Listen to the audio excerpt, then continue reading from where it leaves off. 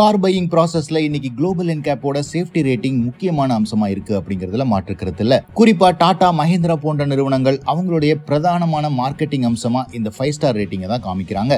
But இந்த global NCAP rating வெறும் frontal impact 64 km/hல எடுக்கப்பட்டது அப்படிங்கிறதுனால காரோட எல்லா ஆஸ்பெக்டையும் கன்சிடர் பண்ணி இந்த ரேட்டிங்ஸ் கொடுத்திருக்காங்களா அப்படின்னு சொன்னா அது இல்ல அப்படின்னு தான் சொல்லணும். இதற்கு பெர்ஃபெக்ட் எக்ஸாம்பிளா ஒரு கம்ப்ளீட் பஸ்ஸே ஒரு i20 மேல கவிழ்ந்த பிறகும் i20க்கு எந்த விதமான டேமேஜும் ஏற்படல அப்படிங்கிறது தான்.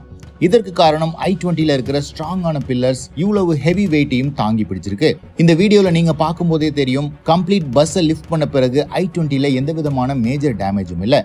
நீங்க பாக்குறது previous generation i20 global NCAP ரேட்டிங்ல 3 ஸ்டார் ரேட்டிங் தான் வாங்கியிருக்கு. இந்த i20 வெறும் ஸ்டார் ரேட்டிங்கை மட்டும் வச்சு கம்பேர் பண்ணீங்க அப்படின்னா இது ஒரு ஆவரேஜான பில்ட் குவாலிட்டி உள்ள கார். பட் இவ்வளவு பெரிய ரூஃப் இம்பாக்ட்ல எந்த விதமான மேஜர் டேமேஜும் இல்லாம தப்பிச்சிருக்கிறது இந்த காரோட பில்லர் ஸ்டெபிலிட்டியை எடுத்து காட்டுது. இதுல இருந்து நாம தெரிஞ்சுக்க வேண்டிய விஷயம், ஜஸ்ட் குளோபல் என்கேப் ரேட்டிங்கை மட்டும் வச்சு டிட்டர்மின் பண்ண முடியாது அப்படிங்கிறது தான்.